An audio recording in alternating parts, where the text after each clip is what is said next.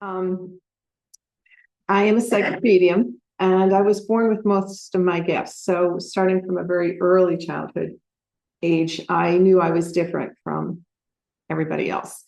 And that made it difficult because I've lived in two worlds most of my life, being that way. But I was lucky I picked two wonderful parents. They were loving and kind and great. And I have two younger brothers and an older sister. But I was told very early on from my guides and angels that I needed to keep my gifts to myself till I was much older and I would know what to do with them. I've also discovered over the years through many of my past lives that I've had my gifts before. So it's not the first time around with these. I've had them in other lifetimes too. So that being said, I'd like to share some of my experiences that are a little different perhaps than some others throughout my life and tell you a little bit about myself. So one of my first big experiences, I was 13, and one of my jobs or one of my chores was to trim the hedges in the back of our house with the electric hedge clippers. It was a Saturday, and I wanted to go to the mall with my girlfriend, so I wanted to get it done early. So I stretched the cords out and I started cutting, and I was near the end. I was at the back, and the grass had been wet, so I kicked my sandals off. And I was standing there, and I was pulling off some of the bushes, and I had the clippers in my right hand. And I hadn't noticed, but I had gotten the cord caught across the teeth. So when I turned it on, I was cutting the cord. Immediately, I had waves, of electricity going up my arm, down my body, and out my legs, over and over. And my next thought, which was very rational actually, was, I'm going to die. And as that thought came to me, I had a full life review. But when you have a life review, you don't feel it as yourself, you feel it as the receiver. So if you did something kind for somebody, you feel how that made the person feel. If you did something unkind, you also feel that. So that happened. And then immediately I found myself standing in a hole, looking out at this most iridescent blue sky and iridescent green grass. And I knew I was no longer on Earth. In the distance, I could see kind of figures. They were vapor-like, but they were in a distance from me. And then everything stopped. And there was just this immense white light. And I could feel myself being filled completely with love. Absolute, fabulous love. We don't have words for it here. And God spoke to me and he said, Cyndi, turn it off with your left hand. And all I could think about as a 13-year-old was, if I touch it with my left hand, it's going to get stuck like my right hand was. So I didn't move my left hand. But he did. And he turned it off. And immediately I was back in my body, back on Earth, standing where I had been standing. I was not burned. I was not hurt in any way. I was scared because I didn't really understand what had happened. And so I dropped it and screamed. Now, later on that afternoon, I was in my room, and although nobody else was there but me, it was jammed. It was jammed with all kinds of entities and angels, and everybody else was there. And so I said to God, I said, God, if you really were there to save me today, I need to have 3 wishes granted. I couldn't think of any other way to kind of prove it to myself that it was actually, that's the way it happened. So my first was, I was a huge Beatles fan. I wanted to see the Beatles in concert. So I said, that's my first wish, see the Beatles in concert. The second 2 wishes I'll keep to myself. Around dinner time that night, I went down and my neighbor had brought the clippers in and he showed me the cord. I had not cut through the cord all the way. It was still partially intact. And he said to me, he said, how were you able to turn it off? And I looked at him and I looked at my parents and I said, he let me turn it off. But they didn't ask who he was. And so at this point in my life, I'd gotten very good at keeping things to myself, and I didn't continue on in that conversation. The next morning when I got up, I went downstairs and I opened the newspaper. Now, the only thing as a 13-year-old that I ever read in the newspaper was the comments. But I found myself flipping through. And at the bottom of one of the pages was an ad for the Beatles concert to be held at JFK Stadium in a number of weeks, whenever it was in August. And at that moment, I closed it and I said, You don't need to worry about the other two. I got it. I understand. And so that was a big turning point for me. I knew something very different had happened, but I didn't have words for it. I couldn't tell you what it was, except I knew I was in heaven and I knew I had met God. Years and years later, when Dr. Raymond Moody's book came out, Life After Life, I finally had an answer of what had happened because they had a name for it. It's called the near-death experience.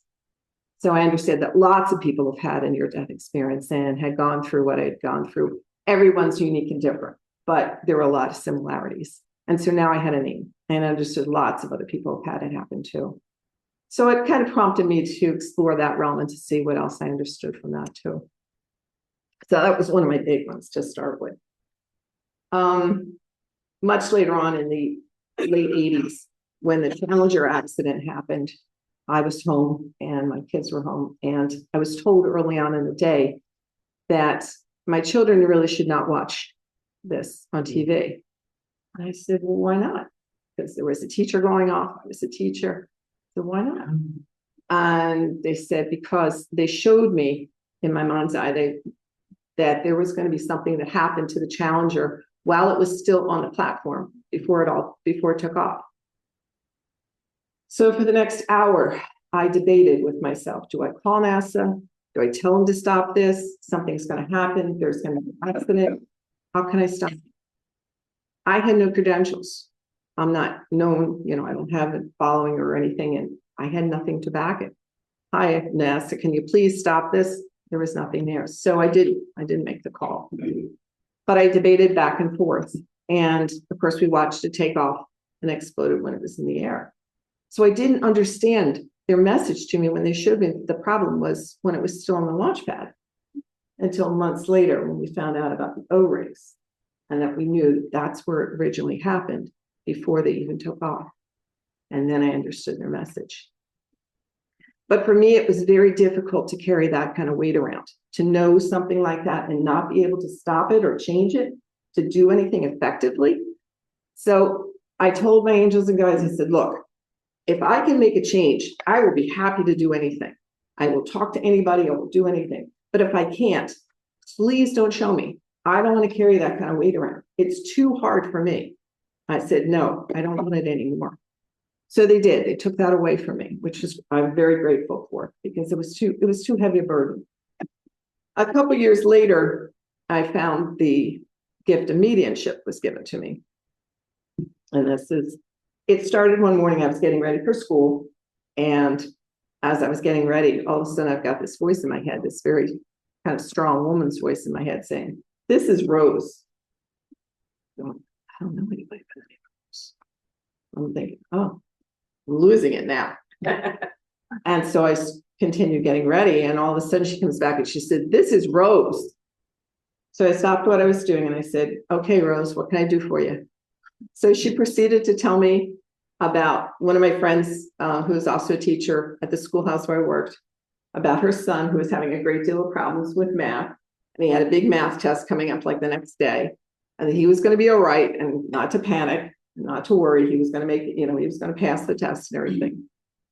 So I said, okay, I'll pass on the word. So I got into school and I found my friend Linda and I pulled her aside and I said, Lynn, do you know anybody by the name of Rose? And she said, yeah, my grandmother's name is Rose. And I said, well, what kind of lady was she?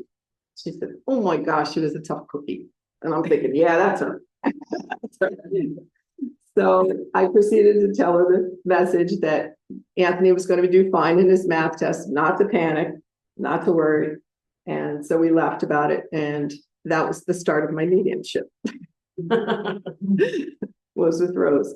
I've since talked with lots of people from the other side. And it's very interesting when I do readings for people. I've learned that I step back. I don't try and interpret whatever comes through. It's not for me to decipher it, to break it down, to do anything like that. Whatever the message is, I give it as clean as I can. And there's some funny ways people have come through. I had one gentleman come through and he was chain smoking. And so I passed it on. I said, I see him chain smoking. She said, yep, that's him. That's my dad. He was a chain smoker. That's all he did was smoke, smoke, smoke. So it is funny how sometimes the essence that comes through and stuff, and the messages, how they come through. I pick up mostly on the essence of people, were they happy? Was it a discord between the two people that needs to get resolved, or things that need to be said? Sometimes it is. And sometimes it gives people an opportunity to kind of finish something they didn't have a chance to finish. So it's very interesting and wonderful gift. So I'm very grateful for it. I am a part of the Center for Contemporary Mysticism, which is a group not unlike yours in many ways. We meet monthly and we have different speakers on all kinds of different spiritual subjects. There's a gentleman there who was one of the co-founders of it, and his name is Ken Class, and he is a Reiki master. And he asked me if I'd like to do a Reiki share one night. Now, Reiki is a Japanese form of healing, laying on of hands or putting your hands above a person and using the universal energies to help heal a person or to send good energy. So I said, sure, let's do it. So we had a bunch of people. We had enough for 2 tables, and we set it up. And everybody took their turn on the table to receive the healing and then, to be the ones giving the healing. He was the last one at our table. And as I was getting ready to do healing for him, I always close my eyes and kind of clear myself for the next person. And as I did that, all of a sudden I've got this Native American chief, and he introduced himself as White Cloud. And he said, my name is White Cloud. And he said, I want you to repeat this mantra while you were working on this gentleman. And he said, and it was in Native American tongue. I had no idea what I was saying. He said, while you're doing it, you will repeat it in your head over and over again. I said, okay. So I'm repeating this mantra over and over again for the next 10 to 15 minutes while I'm working on Ken. So I started working on Ken, and as I'm moving around, sometimes I close my eyes. And as I closed my eyes, I was now transported back to that time. It was another lifetime for me. I was a Native American girl. I was probably 8, 9 years old. White Cloud was off to my left. He was teaching me how to become a healer, how to become a shaman. And I was working on a warrior in front of me, and I was being taught how to do the healing. There was a fire. I could feel the heat on the front of me from the fire. I could see the stars in the sky. My back was cool from the evening breeze. So I was there.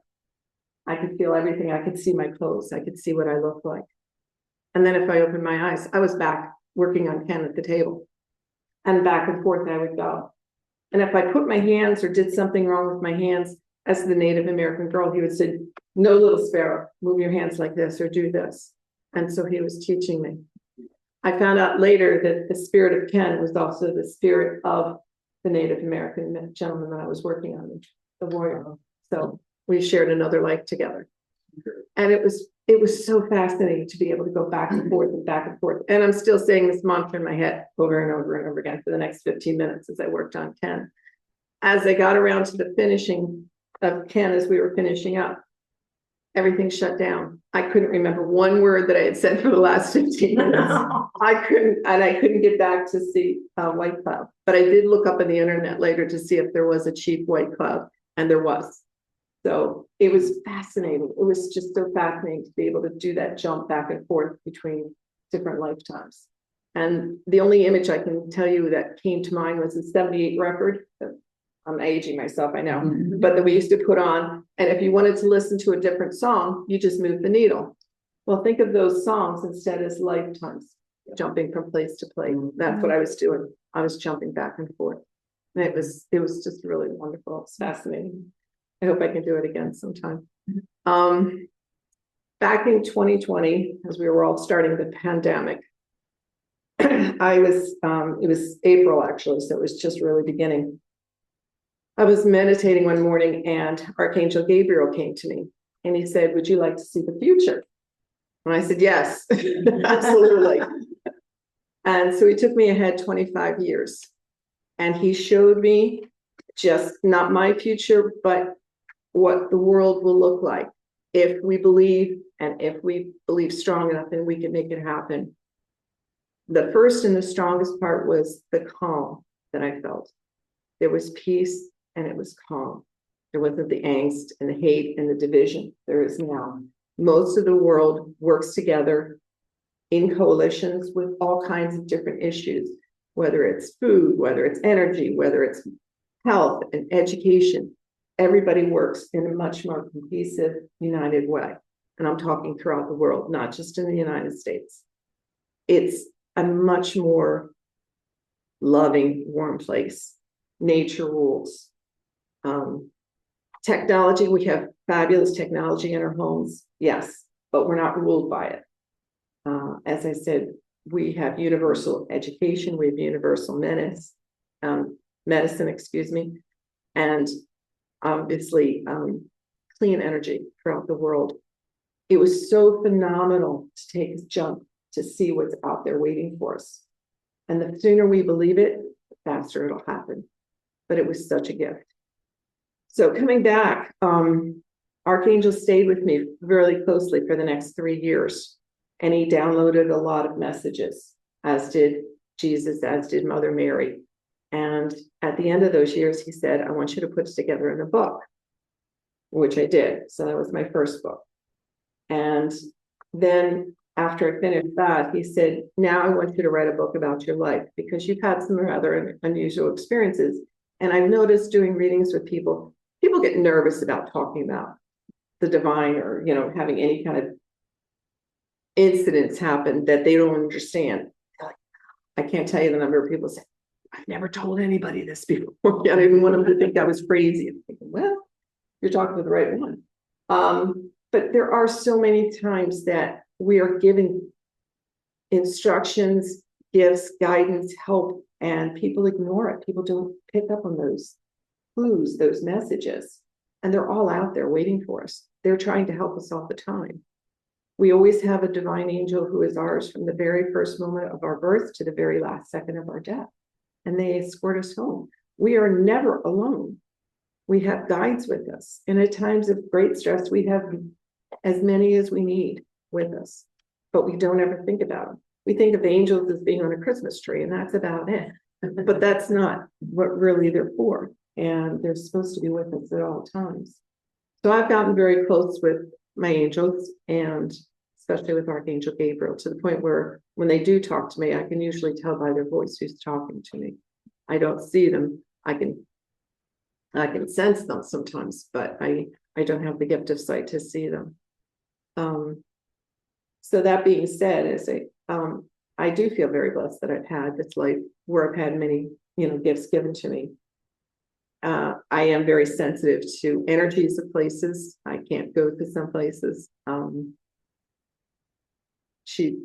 Suzanne talked about the Tower of London, which was horrific. I walked in and, they have it set up like a museum with all kinds of coats of arms and stuff. And I walked in and my husband took one look at me and I was the color of the wall. And he said, I'm getting you out of here right now, because I didn't think I would last. So he had to get a dosing to get me out.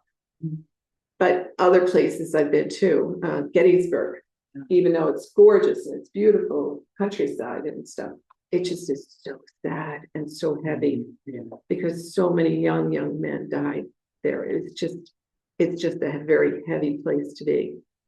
I don't know if anybody's been to Mont Saint Michel. If you have, it was built as a monastery, basically as church and monastery. And I did fine walking up all those steps to get there. And I was okay when I was outside. But as soon as I walked in, I looked at our guide and I said, what else was this? Not just a monastery. What else happened here? And he said, well, for many, many years, when they ran out of money, it became a prison where they had hanging cages. I said, that's why I can't stay here. I'm out. So I do pick up on great amounts of energy. I'm also been very lucky to be able to know many of my past lives. And sometimes when I'm doing readings, they'll show me past lives, almost like movie films to me, for people if there's something that's pertinent that needs to be passed on as well. So that's been very fascinating to know some of my past lives and to understand more about where we come from, because we don't realize that all those lives play into who you are right now. They are a part of you, just like your childhood memories, all those things that you brought with you from your early years, all your past lives absolutely play with you. Every cell in your body has memory of them. And so sometimes we come in with things we don't know where they come from. And many times they come from other times and places. So that's a short version of who I am and what I'm about. And I just want to say thank you for your kind offer here to be here today. And if you have questions, please feel free to ask. I'll kind of open it up to that.